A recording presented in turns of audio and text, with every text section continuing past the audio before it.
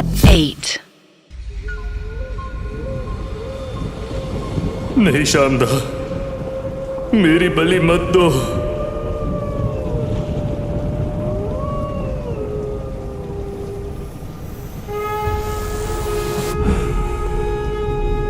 अरे तू क्या मेरी बलि देगा मूर्ख? कितनी ही कोशिश कर ले, लेकिन मुझे मुक्त नहीं कर सकेगा तू।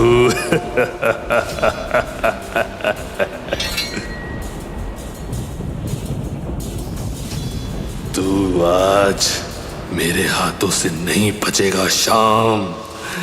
आज ये तलवार तेरा लहू पीकर ही रहेगी। रुक जाओ अर्जुन।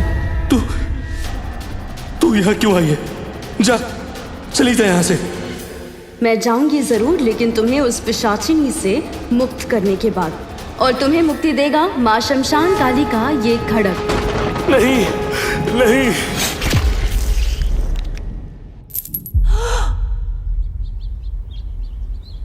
तान्नी ने एक झटके से अपनी आंखें खोल दी। उसने देखा कि जिस लॉकेट को उसने अभी थोड़ी देर पहले छुआ था वो नीचे फर्श पर गिर पड़ा था।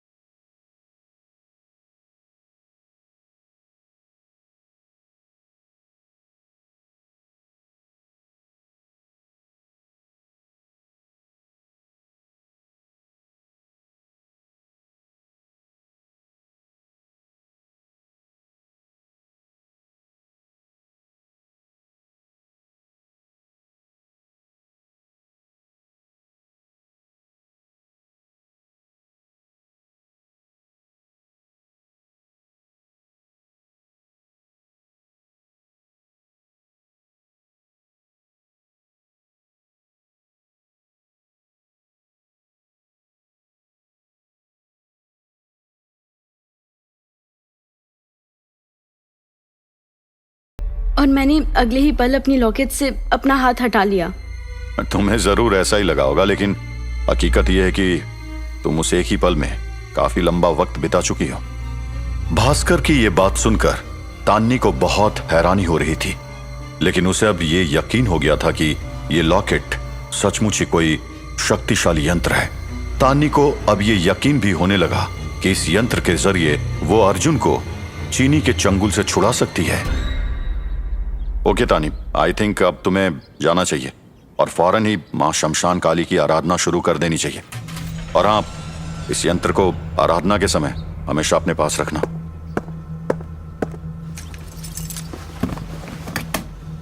भास्कर ने वो यंत्र फिर से बॉक्स में रखा और तानी को दे दिया। तानी और डॉक्टर वहां से चले गए। भास्कर के होंठों पर फिर से वही अजीब सी मुस्कान आ गई। तभी उसकी नजर राखाल पर पड़ी, जो स्टडी रूम के बाहर खड़ा हुआ था। राखाल, यहां आओ। जी भास्कर बाबू। तुम्हारी जबान कुछ ज्यादा ही चलती है, कहो तो इसे काटकर छोटा कर दूं?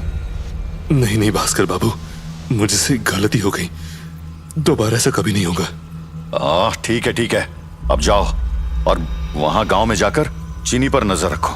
वो आज रात वहां जरूर आएगी जहां उसने अर्जुन को छुपा कर रखा है। ये आप क्या कह रहे हैं भास्कर बाबू? चीनी एक पिशाचिनी है? अगर उसे पता चल गया कि मैं उस पर नजर रख रहा हूं तो वो मार डालेगी मुझे। पिछली बार भी उसे पता चल गया था। वो तो मेरी किस्मत अच्छी थी कि मैं फौरन वहां से भाग गया था। डरो मत, वो तुम्हें जान से नहीं मारेगी, क्योंकि वो अभी किसी इंसान की जान नहीं ले सकती। अगर वो ऐसा करेगी तो अपने मकसद में कामयाब नहीं हो पाएगी, मगर हाँ, वो कुछ नुकसान जरूर कर सकती है तुम्हारा। लेकिन इन सब कामों के लिए मैं तुम्हें पैसे भी तो देता हूं, और अगर तुमने इनकार किया तो उसका अंजाम तुम जानते हो। भास्कर की इस धमकी से राखाल डर गया था और वो चुपचाप वहां से चला गया।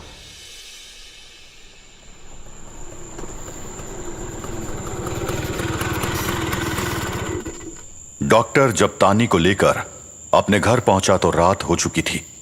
तान्नी ने देखा कि ये एक बहुत बड़ा लेकिन बहुत पुराना मकान था। डॉक्टर के अलावा यहां और कोई नहीं रहता था। आओ तान्नी, अब तुम इसे अपना ही घर समझो। चलो मैं तुम्हें तुम्हारा कमरा दिखा देता हूँ। आई होप कि तुम्हें यहाँ पे कोई परेशानी नहीं होगी। Thank you so much doctor, आप मेरी इतनी मदद कर रहे हैं, मैं आपका ये एहसान कभी नहीं चुका सकती। डोंट मेंशन तान्नी, हमें एक दूसरे की मदद जरूर करनी चाहिए और इंसान होने के नाते हमारी ये मोरल ड्यूटी भी है। अब देखो ना, वो मिस्टर भास्कर भी हमारी इतनी हेल्प कर रहे हैं और अगर उस यंत्र की पावर से तुम्हारे अंदर की शक्तियाँ जाग सकती हैं तो हम अर्जुन की भी मदद कर पाएंगे।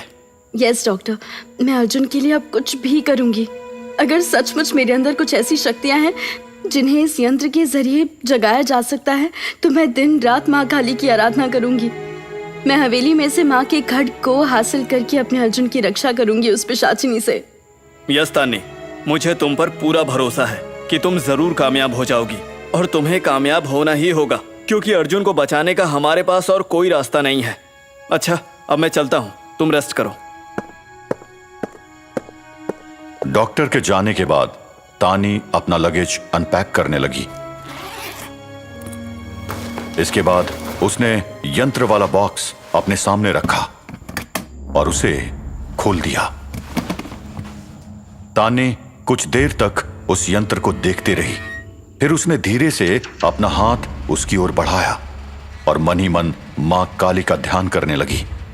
हे माँ काली, मुझे शक्ति दो, मुझे शक्ति दो माँ कि मैं अर्जुन की रक्षा कर सकूं। मुझे शक्ति दो माँ। तानी का हाथ धीरे धीरे उस यंत्र की ओर बढ़ रहा था। धीरे धीरे उसकी आंखें बंद होती जा रही थी और अचानक उसके चारों ओर अंधेरा फैलने लगा था। तानी, तानी, कहाँ हो तुम? रात के इस अंधेरे में दूर कहीं एक घने जंगल में एक आदमी बेतहाशा भाग रहा था। ये आदमी कोई और नहीं बल्कि अर्जुन था। अचानक घनी झाड़ियों में से बहुत से भेड़िए बाहर निकल आए और उन्होंने अर्जुन को चारों ओर घेर लिया। हे, पीछे हट जाओ वरना मैं सबको मार डालूंगा। नहीं अर्जुन, रुक जाओ। ऐसा पागलपन मत करो वरना ये खूनी भेड़िए मारकर खा जाएंगे तुम्हें। कौन हो तुम? दूर रहो मुझसे, मेरे करीब मत आना। ओ अर्जुन, तो तुम मुझे फिर से भूल गए, मगर कोई बात नहीं, चलो मैं तुम्हें फिर से याद दिला दूंगी। नहीं, मुझे तानी के पास जाना है। अर्जुन घबराकर पीछे हटने लगा मगर चीनी ने आगे बढ़कर उसका हाथ पकड़ लिया। चीनी ने जैसे ही अर्जुन के हाथ को थामा वैसे ही वो एकदम से शांत हो गया। तभी आसमान में चांद निकल आया और जंगल में एक हल्की सी रोशनी फैलने लगी। शांत हो जाओ अर्जुन, ये देखो, ये मैं हूं तुम्हारी चीनी। चीनी?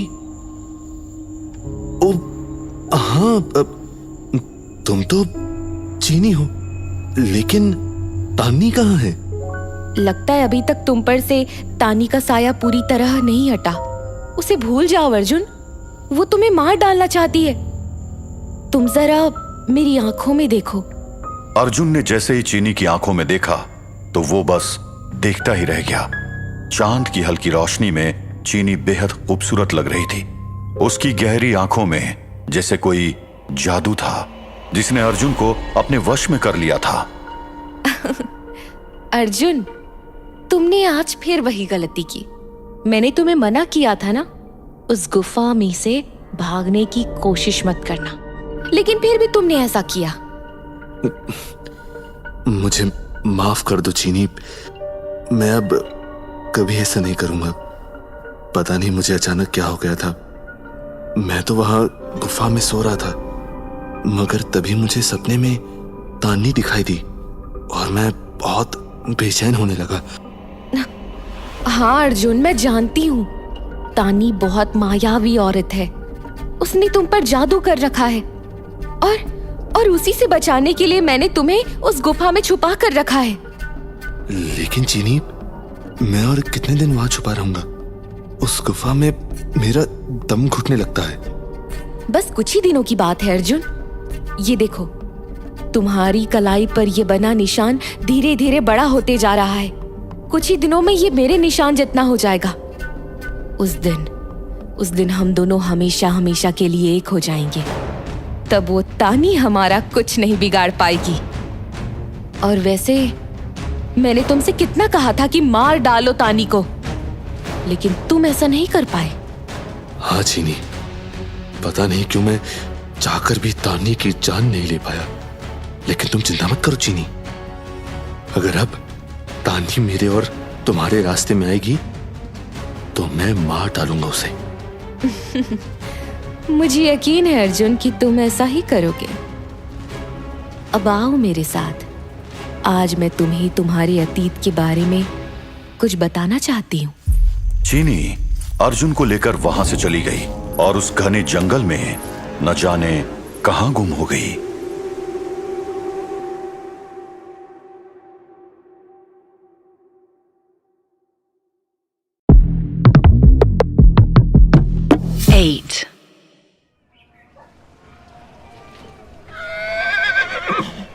जरा संभल कर श्यामदा, ये घोड़ा बहुत गुस्सैल है।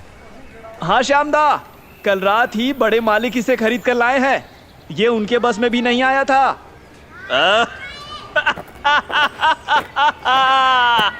जो किसी के बस में नहीं आता उसे ये शाम आसानी से अपने काबू में कर लेता है।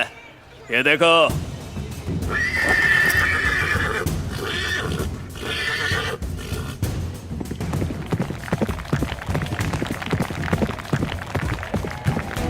अरे वाह, श्यामदा ने तो कमाल कर दिया, घोड़े को काबू कर ही लिया।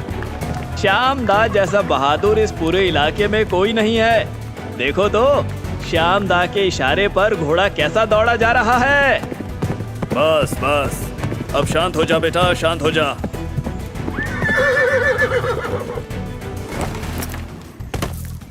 बहुत शानदार घोड़ा है ये। सुनो, ले जाओ इसे। अब ये कुछ नहीं करेगा, लेकिन हाँ, इसे अस्तबल में दूसरे घोड़ों के साथ मत रखना, बल्कि हवेली के बगीचे में खुला छोड़ देना, क्योंकि आज से ये मेरा खास घोड़ा है। रुको श्यामदा। अरे अर्जुन, तुम आज इतनी जल्दी कैसे उठ गए? क्या हुआ? कोई खास बात है क्या? हर शानदार चीज पर केवल आपका ही हक कैसे हो सकता है श्यामदा? मैं भी इसी खानदान का वारिस हूँ। अरे भाई अर्जुन, हक तो उसी का होता है जो काबिल होता है। खैर छोड़ो, ये बताओ कि सुबह सुबह इतना गुस्सा क्यों हो रहे हो? बोलो, क्या चाहिए तुम्हें? वो घोड़ा मुझे चाहिए श्यामदा। क्या? बस इतनी सी बात? अरे तो लो, आगे बढ़ो और ले लो वो घोड़ा। लेकिन ध्यान रखना, ये जंगली घोड़ा है, कहीं ऐसा ना हो कि। बस श्यामदा, अपना ये गुरूर अपने पास रखो और अब देखो कि मैं इस जंगली घोड़े को कैसे काबू में करता हूं।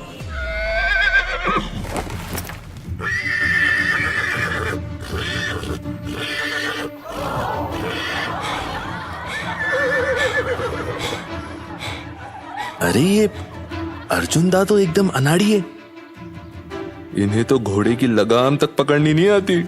अरे हाँ हाँ, कहीं ऐसा ना हो कि ये घोड़ा ही अर्जुन दा की लगाम खींच ले। हाँ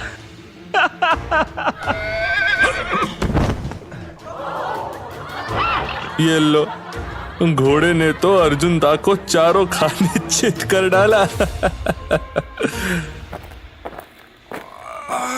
क्या हुआ अर्जुन?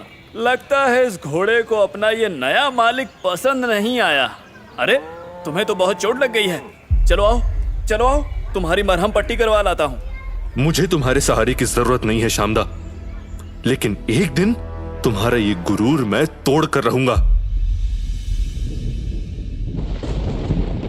तान्नी कुछ देर से मां शमशान काली की आराधना में लीन थी कि अचानक उसे एक तेज झटका लगा और उसने अपनी आंखें खोल दी। तान्नी के हाथ में वही यंत्र था। तभी उसने देखा कि उसके कमरे का दरवाजा खुला हुआ था और वहां डॉक्टर खड़ा हुआ था। अरे आप कब से यहाँ खड़े हुए हैं? काफी देर हो गई। और बारिश भी बहुत देर से हो रही है। स्ट्रेंज, मुझे जरा भी पता नहीं चला, बल्कि मुझे तो ऐसा लग रहा है जैसे मैंने इस यंत्र को अभी बस टच ही किया था और फौरन ही मेरी आंख खुल गई। इसका मतलब ये यंत्र वाकई काम कर।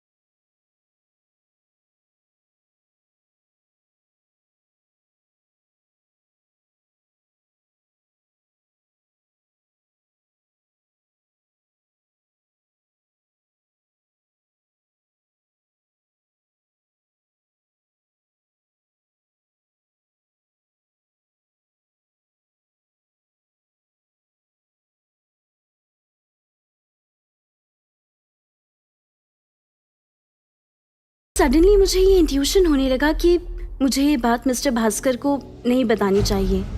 तान्नी की ये बात सुनकर डॉक्टर पहले तो एकदम से चौंक उठा, फिर वो कुछ सोचने लगा। आई डोंट नो डॉक्टर, मुझे ऐसा इंट्यूशन क्यों हुआ? Even I don't know. लेकिन तुम ये बताओ कि अभी जब तुमने इस यंत्र को होल्ड किया तो तुम्हें कैसा महसूस हुआ? इस बार मुझे आवाजों के साथ कुछ विजुअल्स भी दिखाई दिए, लेकिन काफी ब्लर से थे। एक आदमी था जिसे कुछ लोग श्यामदा कहकर एड्रेस कर रहे थे। फिर वहाँ एक दूसरा आदमी आया जिसने घोड़े को काबू में करने की कोशिश की, लेकिन वो जख्मी हो गया। लोग उसका मजाक उड़ाने लगे और वो उसे अर्जुन कहकर एड्रेस कर रहे थे। बस इसके बाद अचानक थंडर स्ट्राइक की तेज आवाज मुझे सुनाई दी और मेरी आंख खुल गई। ओह आई सी, यानी श्याम रॉय चौधरी और अर्जुन रॉय चौधरी। क्या तुमने उनके चेहरे भी देखे? सब कुछ बहुत ब्लर था डॉक्टर, लेकिन इन आवाजों और विजुअल से अब मुझे ये क्लियर हो गया है कि श्याम रॉय और अर्जुन रॉय दोनों भाई थे और ईयर 1920 में उस हवेली में अर्जुन रॉय की बलि दी गई थी। इसमें उसका भाई श्याम रॉय भी इन्वॉल्व था। उस रात हवेली पर थंडर स्ट्राइक हुआ था और वहाँ आग लग गई थी। Yes, you are right. मगर सवाल ये है कि अर्जुन रॉय के साथ ये सब क्यों किया गया था? लेकिन मेरे लिए इससे भी बड़ा और रेलेवेंट सवाल ये है डॉक्टर कि मेरे अर्जुन का उस अर्जुन रॉय चौधरी से क्या कनेक्शन है? जो इंसिडेंट करीब 100 साल पहले उस हवेली में हुआ था, वो अर्जुन को अपने सपने में क्यों दिखाई देता है? तान्नी के इस सवाल ने डॉक्टर को एक बार फिर से सोचने पर मजबूर कर दिया। फिर उसके जहन में एक सवाल पैदा होने लगा। तान्नी, इफ यू डोंट माइंड, क्या तुम मुझे अपने और अर्जुन के बैकग्राउंड के बारे में कुछ बता सकती हो? मतलब क्या अर्जुन दिल्ली का ही रहने वाला है? आई मीन, उसके पेरेंट्स कौन कौन हैं और कहाँ हैं? अगर सच कहूँ तो डॉक्टर, अर्जुन के बैकग्राउंड के बारे में मुझे भी ज्यादा कुछ नहीं पता, और जो कुछ पता है वो भी अर्जुन ने ही मुझे बताया था कि बचपन में उसके पेरेंट्स किसी एक्सीडेंट में मारे गए थे। उसके बाद वो कुछ सालों तक अपने किसी अंकल आंटी के पास रहा था, बट उनका बिहेवियर ठीक नहीं था, तो अर्जुन उन्हें छोड़कर दिल्ली चला गया और बस तब से ही वो यही है। उसने लाइफ में बहुत स्ट्रगल किया है doctor, and he is a self made man. Okay, I can understand. लेकिन क्या उसके बाद अर्जुन के अंकल आंट ने उससे कोई कांटेक्ट नहीं किया? मुझे नहीं पता, लेकिन अर्जुन को उनका जिक्र तक करना अच्छा नहीं लगता, इसीलिए मैंने भी कभी उससे नहीं पूछा। बट अर्जुन के पेरेंट्स, आई मीन, उनका कोई फोटोग्राफ तो होगा ना उसके पास? नो डॉक्टर, अर्जुन के पास अपनी मॉम डैड का कोई फोटोग्राफ नहीं है। लेकिन क्या आप ये जानना चाह रहे हैं कि कहीं अर्जुन का रॉय चौधरी फैमिली से कोई कनेक्शन तो नहीं? हाँ, लेकिन इसके लिए मुझे ये पता लगाना होगा कि उस रात जब अर्जुन रॉय चौधरी की बलि दी गई थी और हवेली में आग लग गई थी, तो उसके बाद हुआ क्या था? अर्जुन रॉय के भाई श्याम रॉय का आखिर हुआ क्या? और मुझे अब मिस्टर भास्कर के बारे में भी पता करना होगा कि आखिर इसका रॉय चौधरी फैमिली से क्या कनेक्शन है। डॉक्टर की बात सुनकर अब तान्नी भी एक गहरी सोच में डूब गई थी। भास्कर बाबू, ओ भास्कर बाबू, दरवाजा खोली जल्दी, कि मैं हूं रखाल। ओह यू ब्लडी इडियट, तुम इतनी सुबह सुबह यहाँ क्यों आए हो? क्या हुआ? आपको एक खबर देनी थी चीनी के बारे में। ठीक है, अंदर आओ।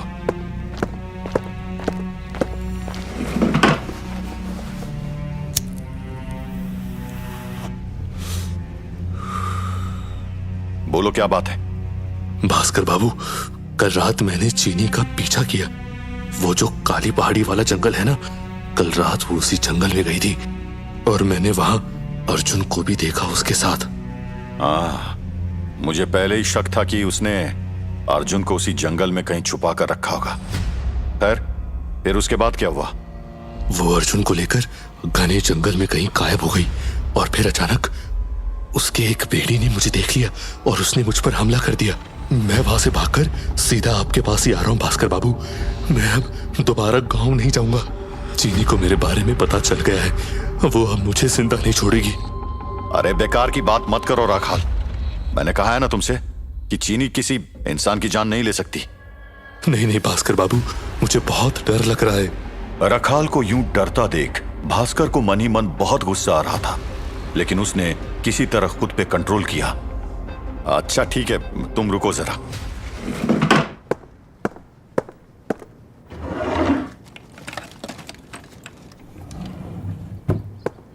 लो, ये लॉकेट अपने गले में पहन लो। ये तुम्हें चीनी और उसके भेड़ियों से प्रोटेक्शन देगा। रखाल इतना डर गया था कि उसने फौरन वो लॉकेट लेकर पहन लिया। ये देखकर भास्कर मन ही मन मुस्कुरा उठा। अब तुम वापस गांव चले जाओ राखाल, और आज रात को फिर से चीनी का पीछा करना। उसने अर्जुन को एग्जैक्टली कहां छुपा कर रखा है और वो उसके साथ क्या क्या करती है, ये पूरी खबर चाहिए मुझे। लेकिन भास्कर बाबू। बस अब और बहस मत करो मुझसे। जैसा मैं कहता हूं ना, चुपचाप वैसा करो और चिंता मत करो। इस काम के लिए मैं तुम्हें पूरे 20,000 रुपए दूंगा। भास्कर की यह बात सुनकर रखाल की आंखों में एक लालच भरी चमक आ गई।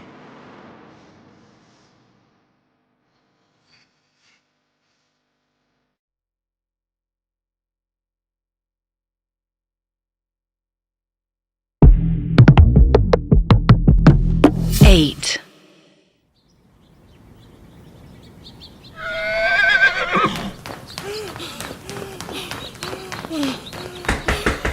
श्यामदा, ओ श्यामदा। क्या हुआ? क्यों शोर मचा रहा है? श्यामदा, वो आपका घोड़ा पता नहीं उसको क्या हो गया है। उसके मुंह से झाग निकल रहा है और वो दर्द से तड़प रहा है। श्यामदा। क्या? कहाँ है वो? वहां बगीचे में। आप आइए मेरे साथ।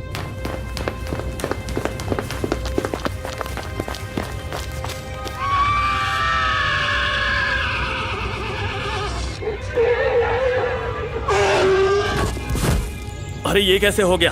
कल तक तो ये एकदम ठीक था। जल्दी से वैद्य जी को बुलाओ। हाँ, एक आदमी गया है उनको बुलाने, लेकिन मुझे लगता है श्यामदा कि घोड़े को किसी ने जहर दिया है। देखिए, एकदम नीला नीला झाग निकल रहा है उसके मुंह से। ये क्या बकवास कर रहा है? तो इसे भला कौन जहर देगा? ये भला मुझे क्या पता, लेकिन इसे पक्का जहर ही दिया गया श्यामदा। अरे वो देखिए, ये तो एकदम ठंडा पड़ गया है। इसकी सांस भी रुक गई है। अरे तो खड़ा खड़ा क्या देख रहा है? जल्दी कुछ कर, कोई दवाई दे इसे। और ये वैद्य जी अभी तक क्यों नहीं आए? जा उन्हें फौरन बुला कर ला। हे भगवान, श्यामदा, ये घोड़ा तो मर गया। नहीं, ये नहीं हो सकता। ये कैसे मर सकता है? किसने जहर दिया इसे? कौन आया था यहाँ बगीचे में? जल्दी बता।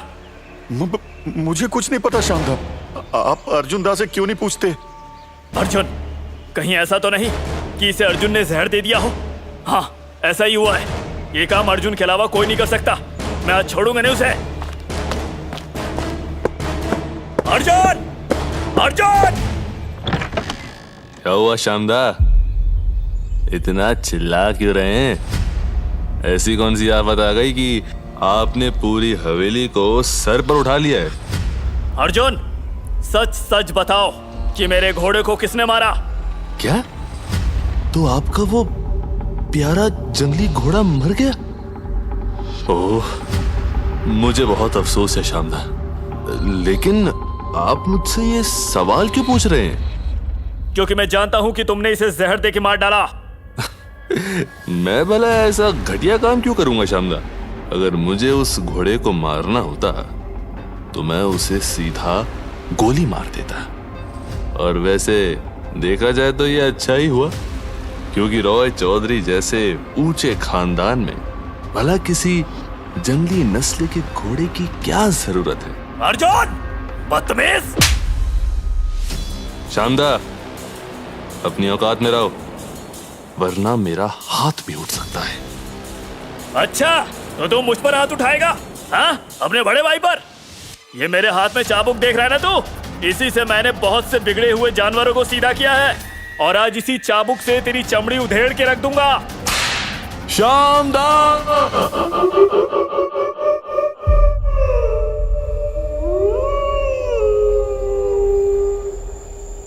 फिर उसके बाद क्या हुआ चीनी? उस श्याम रॉय ने क्या किया था मेरे साथ? श्याम हमेशा तुम्हें नीचा दिखाना चाहता था। वो तुम्हें रॉय चौधरी खानदान की सारी जायदाद से बेदखल कर देना चाहता था। उसने तुम्हारे खिलाफ बहुत बड़ी साजिश रची थी। और एक दिन ऐसा आया अर्जुन, जब उस श्याम ने धोखे से तुम्हारी बलि ले ली। माँ शमशान काली के खड़क से, और इसी के साथ तुम और मैं हमेशा हमेशा के लिए अलग हो गए अर्जुन। मैं उस शाम को जिंदा नहीं छोड़ूंगा। मैं भी उसकी बलि ले लूंगा। कहाँ है वो? नहीं अर्जुन, तुम्हें ऐसा करने की कोई जरूरत नहीं है। तुम शांत हो जाओ। श्याम रॉय अब इस दुनिया में नहीं है, और देखो, किस्मत ने हम दोनों को फिर एक बार से मिला दिया है। अब हमें कोई अलग नहीं कर सकता। अगर हमारे बीच कोई रुकावट है तो वो है तानी। तुम चिंता मत करो चीनी, इस बार मैं कोई गलती नहीं करूंगा। मैं उस तानी को जान से मार डालूंगा। लेकिन तुम मुझे अकेले छोड़कर मत जाया करो चीनी। यहाँ इस गुफा में मुझे बहुत डर लगता है।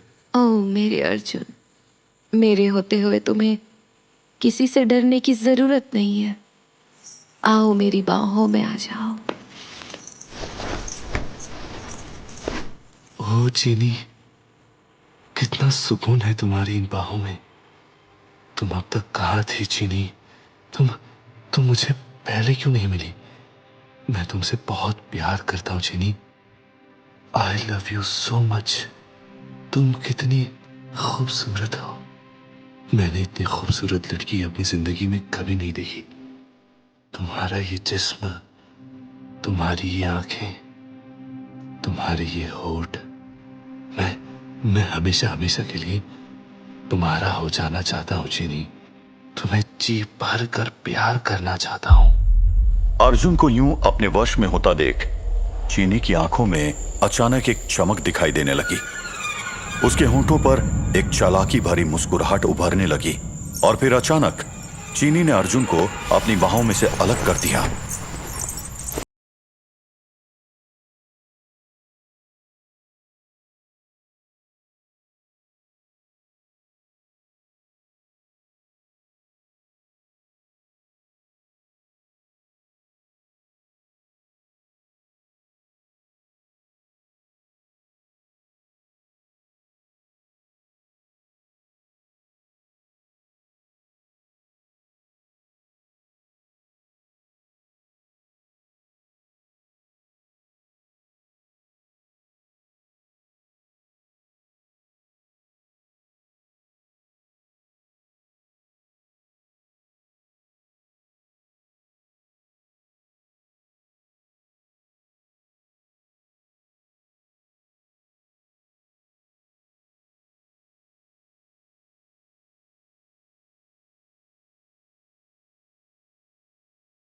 चीनी, मुझे अकेला छोड़कर मत जाओ। मेरे पास वापस आ जाओ चीनी। लेकिन अर्जुन की इस पुकार का चीनी पर कोई असर नहीं हुआ। वो तेज तेज कदमों से चलती हुई घने जंगल में आगे बढ़ती जा रही थी, और फिर चीनी अचानक जंगल के उस अंधेरे में कहीं गुम हो गई। ये देखकर अर्जुन तेजी से आगे बढ़ा, लेकिन अचानक उसे बहुत सारे भेड़ियों ने घेर लिया। अर्जुन घबराकर पीछे हटा और वापस उस गुफा में चला गया। लेकिन वो नहीं जानता था कि उस पहाड़ी गुफा से थोड़ी दूरी पर एक पेड़ पर एक शख्स बहुत देर से छुपा हुआ था और ये सब कुछ देख रहा था। वो शख्स कोई और नहीं बल्कि रखाल था, जो 20,000 रुपए के लालच में अपनी जान जोखिम में डालकर चीनी का पीछा करते हुए यहां आया था। तो उस पिशाचिनी ने अर्जुन को इस गुफा में छुपा रखा है।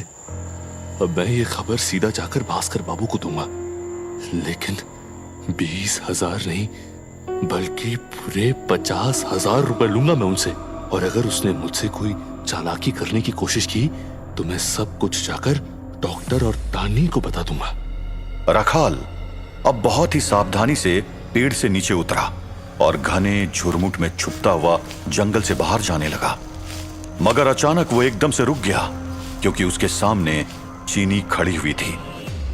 चीनी को देखकर रखाल बुरी तरह डर गया। वो जैसे किसी पत्थर के बुत की तरह अपनी ही जगह पर जम गया था, जबकि चीनी उसे देखकर मुस्कुरा रही थी। बहुत जल्दी में हो राखाल, कहाँ जा रहे हो? क्या तानी और उस डॉक्टर के पास? नहीं, मैं तो वापस गांव जा रहा हूँ चीनी। अच्छा, तो फिर यहाँ जंगल में क्या करने आए थे? चीनी के इस सवाल पर रखाल खामोश हो गया, लेकिन डर से उसका पूरा जिस्म कांपने लगा था। तभी चीनी ने अपना एक हाथ रखाल की गर्दन की ओर बढ़ाया। रखाल घबराकर पीछे हटने लगा। देखो चीनी, मुझे छूना मत। ये देखो, मेरे गले में ये ताबीज है, तुम मेरा कुछ नहीं बिगाड़ सकती हो। मुझे जाने दो यहाँ से।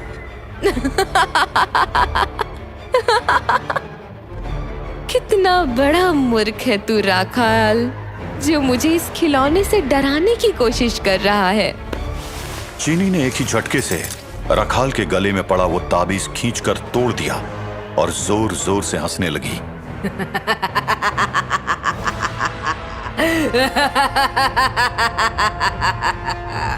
इसके बाद उसने रखाल को गर्दन से पकड़कर हवा में ऊपर उठा लिया। नहीं चीनी, छोड़ दो मुझे।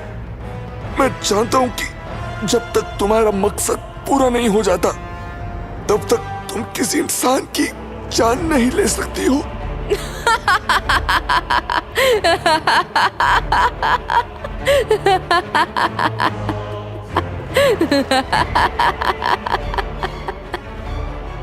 ओह, तो मेरे बारे में बहुत कुछ जानता है तू। फिर तो मुझे एक जान लेनी ही पड़ेगी।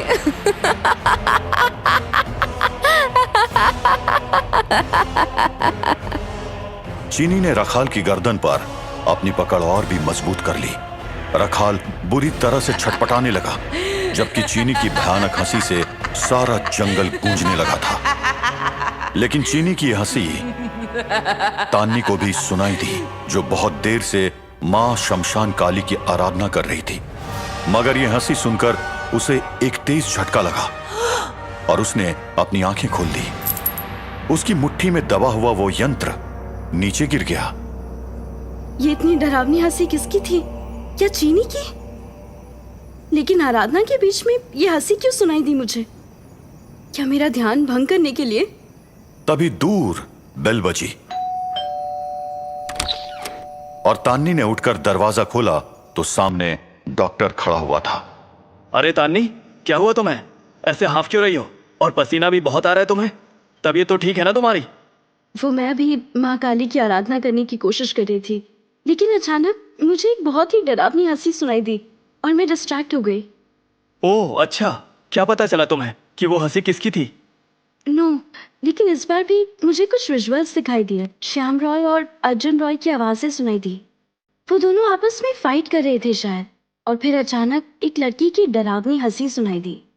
हो सकता है कि वो हंसी चीनी की हो। हाँ, ऐसा हो सकता है। Maybe she is trying to distract me, क्योंकि अगर वो एक पिशाचिनी है और उसके पास कोई शैतानी ताकत है तो फिर वो मेरे बारे में पता लगा रही होगी, बल्कि उसे पता लग चुका होगा। फिर तो हमें अलर्ट रहना होगा तान्नी, क्योंकि कहीं ऐसा ना हो कि तुम्हारी शक्तियां जागृत होने से पहले ही चीनी हमारे रास्ते में कोई बड़ी रुकावट पैदा कर दे। वो जरूर करेगी डॉक्टर, लेकिन मैंने महसूस किया है कि मेरी इंट्यूशन पावर पहले से काफ़ी बढ़ गई है। मुझे अपने अंदर एक ऐसी कॉन्शियसनेस महसूस होने लगी है जिसे मैंने कभी एक्सपीरियंस नहीं किया।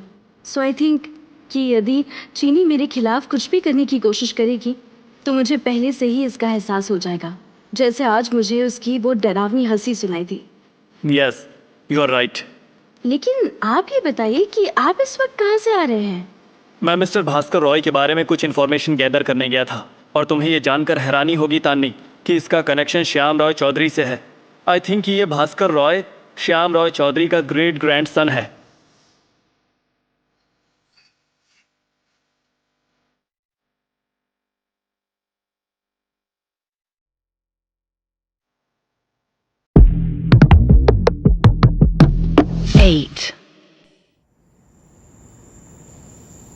व्हाट? क्या सचमुच मिस्टर भास्कर रॉय का श्याम रॉय चौधरी से कोई कनेक्शन हो सकता है? अब जितनी इन्फॉर्मेशन मुझे मिली है उससे मैंने यही कंक्लूजन निकाला है। कहाँ से मिली आपको ये इन्फॉर्मेशन? वेल, तुम्हें तो पता ही है कि यहाँ का डीएसपी मेरा पुराना दोस्त है, तो मैंने उसी की हेल्प से कुछ पुराने डॉक्यूमेंट्स हासिल किए जिनमें रॉय चौधरी खानदान की उस हवेली का जिक्र है और कुछ इन्फॉर्मेशन मैंने आर्कियोलॉजिकल डिपार्टमेंट से गैदर की है। तो क्या उन डॉक्यूमेंट्स में ईयर 1920 का उस इंसिडेंट का भी जिक्र है? यानी हवेली में अर्जुन रॉय की बलि दी गई थी और फिर हवेली में आग लगाई गई थी। असल में उस इंसिडेंट की पूरी इन्फॉर्मेशन तो कहीं नहीं है, लेकिन हाँ, ये जिक्र जरूर है कि थंडर स्ट्राइक की वजह से हवेली में आग लग गई थी और उस वक्त वहाँ कोई रिचुअल चल रहा था जिसमें कुछ तांत्रिक भी शामिल थे और उनमें से कईयों की मौत भी हो गई थी और उसी के बाद से वो हवेली बंद है। और वो श्याम रॉय, उसका क्या हुआ?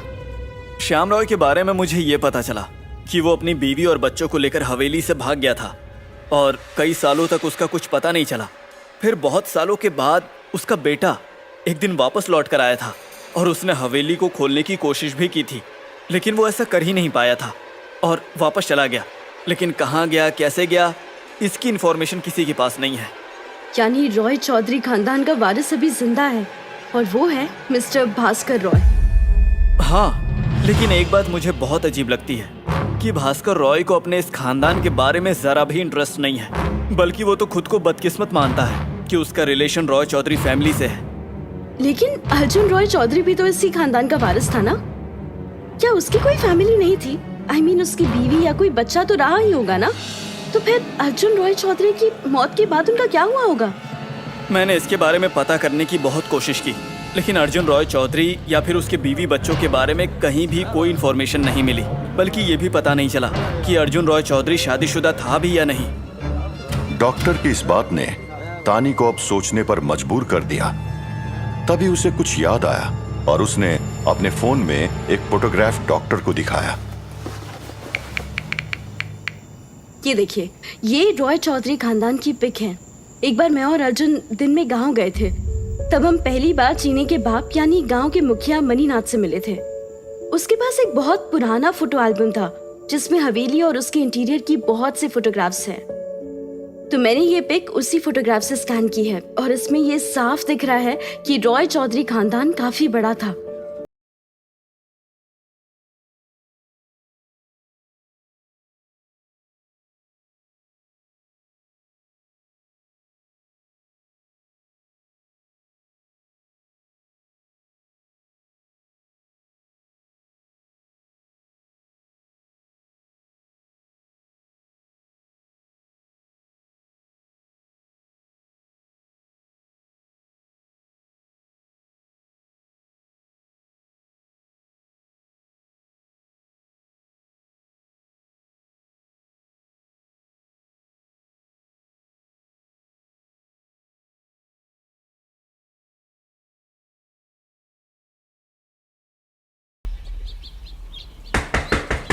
अगली सुबह किसी ने भास्कर रॉय के बंगलों का दरवाजा जोर से खटखटाया।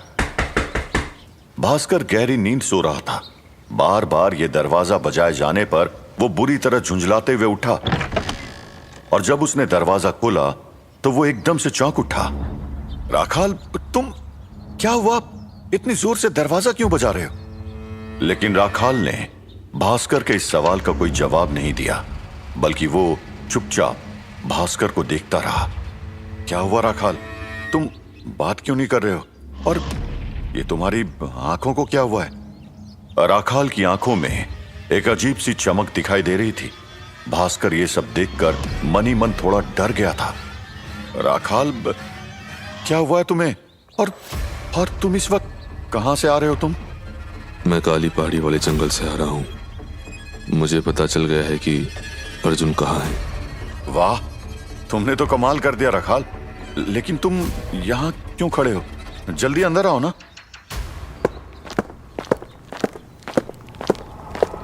अब बताओ राखाल, कहाँ है वो अर्जुन? बताने की क्या जरूरत है, मैं आपको सीधा वहीं पहुंचा देता हूँ। इतना कहने के साथ ही राखाल ने अचानक भास्कर रॉय की गर्दन पकड़ ली। राखाल, ये क्या कर रहे हो तुम कहीं पागल तो नहीं हो गए? अरे छोड़ो मुझे। लेकिन राखाल ने भास्कर को उसकी गर्दन से पकड़कर ऊपर उठा दिया।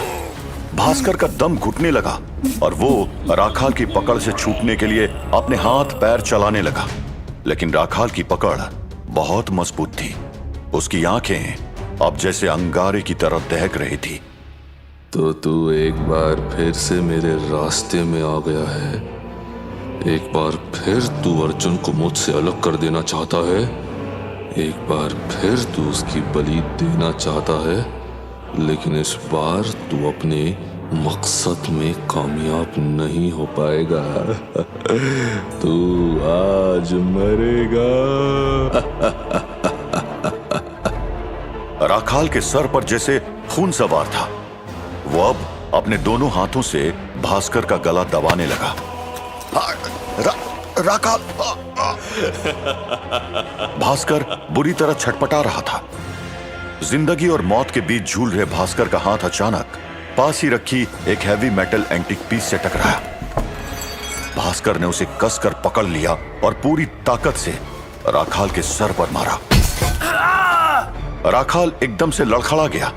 भास्कर ने खुद को उसकी पकड़ से छुड़ा लिया और फिर वो लगातार राखाल के सर पर मारने लगा। कुछ ही देर में राखाल लहूलुहान होकर नीचे गिर गया और दर्द से तड़पने लगा। लेकिन भास्कर उसे तब तक मारता रहा जब तक वो बेजान नहीं हो गया। भास्कर बुरी तरह हाँफ रहा था। तभी उसे एक आहट सुनाई दी। भास्कर ने चौंक कर देखा तो उसके सामने डॉक्टर खड़ा हुआ था। डॉक्टर, तुम? हाँ मिस्टर भास्कर, मैं आपसे ही मिलने आया था। दरवाजा खुला था तो अंदर चला आया, लेकिन यहाँ आकर देखा कि आप राखाल का मर्डर कर रहे हैं। नो, मैंने इसे नहीं मारा, बल्कि इसने मुझे मारने की कोशिश की। और ये सब साजिश उस चीनी की है। उसने राखाल को हिप्नोटाइज करके मुझे मारने के लिए यहां भेजा था। भास्कर की बात सुनकर डॉक्टर अब थोड़ी उलझन में पड़ गया।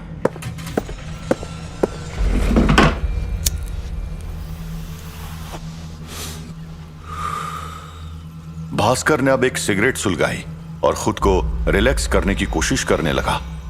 लुक डॉक्टर, मैंने तुम्हें और तानी को पहले भी बताया था, चीनी जब तक अर्जुन की बॉडी और सोल पर पूरी तरह कब्जा नहीं कर लेती तब तक वो खुद किसी इंसान को मार नहीं सकती। मगर हाँ, वो किसी दूसरे इंसान या जानवर को अपने वश में करके उसके हाथों किसी का भी कत्ल करवा सकती है। जैसे उसने अर्जुन को हिप्नोटाइज करके तान्नी की जान लेने की कोशिश की थी।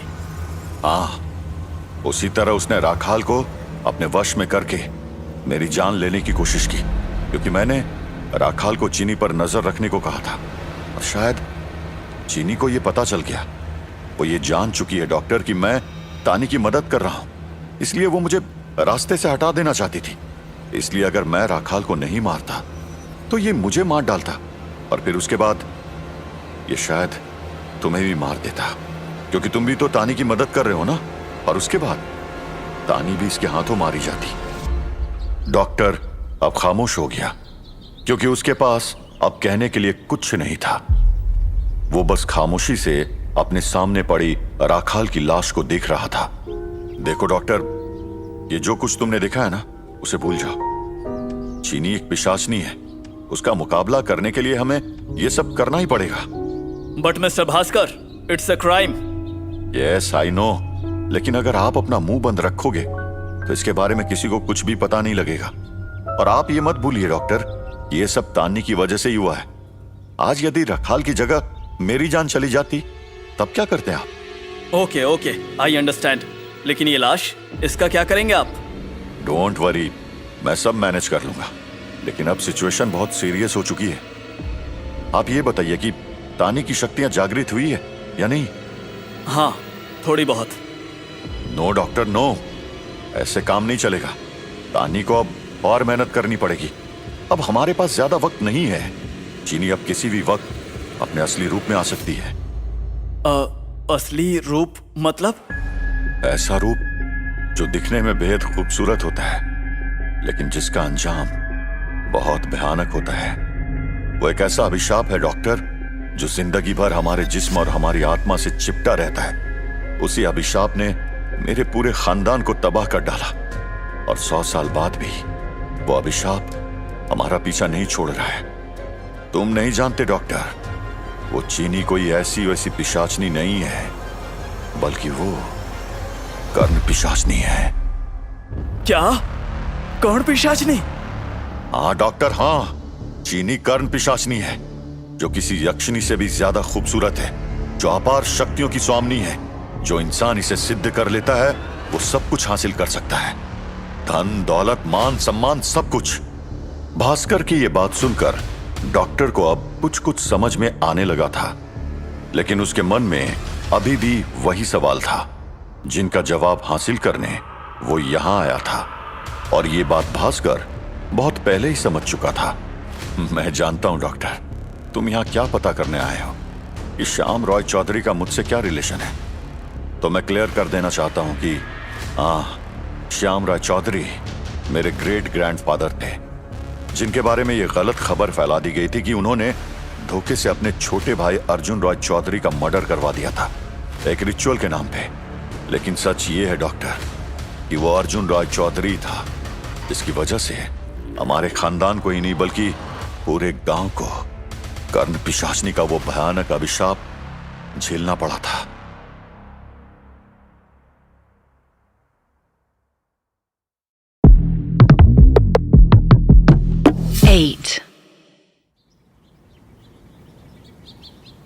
मैं आज तुझे जिंदा नहीं छोड़ूंगा श्यामदा। तूने मुझे चाबुक से मारा, मैं चांद से मार दूंगा तुझे। मैं भी आज ये तेरा किस्सा हमेशा के लिए खत्म कर दूंगा अर्जुन।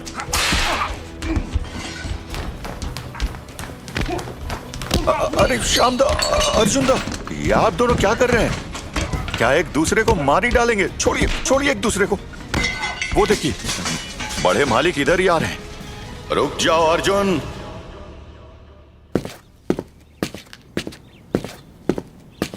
अर्जुन, ये क्या बदतमीजी है? तुम अपने बड़े भाई को मार रहे हो?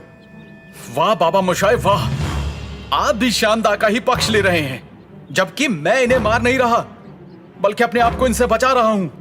मार तो ये मुझे रहे थे, लेकिन वो आपको दिखाई नहीं दिया क्योंकि आपकी आंखों पर पट्टी बंधी हुई है, वरना आपको यह साफ साफ दिखाई दे जाता कि श्यामदा मुझे चाबुक से ही मार रहे थे, जैसे किसी जानवर को मारा जाता है। हाँ बाबा मोशाय, मैंने इसे मारा क्योंकि ये इंसान नहीं रहा बल्कि सचमुच एक जानवर हो गया है। आप जानते भी हैं कि इसने क्या किया है? इसने मेरे घोड़े को जहर देके मार डाला। अब इसकी यही सजा है। नहीं बाबा मोशाय, ये झूठ है। मैंने कुछ नहीं किया। श्यामदा जानबूझकर। चुप रहो अर्जुन, मैं तुम्हें अच्छी तरह से जानता हूं और अब मैं तंग आ चुका हूं तुम्हारी इन हरकतों से। तुम काम धाम कुछ करते नहीं हो, बस नशे और अय्याशी में डूबे रहते हो। और आज अपने बड़े भाई पर हाथ उठा दिया तुमने। कभी कभी मेरा मन करता है कि तुम्हें धक्के मारकर इस हवेली से बाहर निकाल दूं। वो तो मैं पहले से ही जानता हूं बाबा मोशाय, आपको मुझसे ज्यादा श्यामदा से प्रेम है। आप सारी जायदाद इसे दे देना चाहते हैं, लेकिन एक बात अच्छी तरह से समझ लीजिए, मैं ऐसा किसी कीमत पर नहीं होने दूंगा।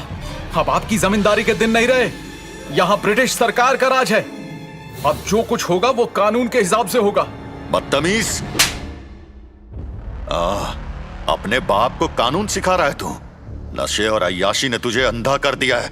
जा जा, निकल जा इस वक्त यहां से, वरना जबरदस्ती उठाकर बाहर फिकवा दूंगा तुझे। रुकिए बाबा मोशाय, ऐसा मत कीजिए। ये तो अभी होश में नहीं है। लेकिन आप गुस्से में आकर ऐसा कदम मत उठाइए। अर्जुन, तुम जाओ अपने कमरे में। ए, चुप। खुद को बाबा मुशाई की नजरों में शरीफ और सीधा दिखाने की कोशिश मत कर श्याम। मैं अब यहां एक पल भी नहीं रुकूंगा। जा रहा हूं मैं यहां से, सब कुछ छोड़कर। लेकिन मैं एक दिन वापस लौटूंगा और उस दिन तुझसे सारा हिसाब चुकता करूंगा। उस दिन का इंतजार करना श्याम, वो तेरी बर्बादी का दिन होगा।